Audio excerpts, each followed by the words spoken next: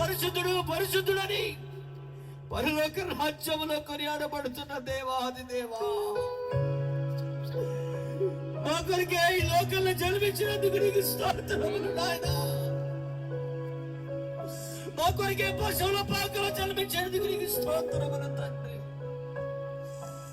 ఏమి ఇవ్వగలము నీ ప్రేమకు తండ్రి, ఏమి ఇవ్వగలము నీ ప్రేమకయ్యా.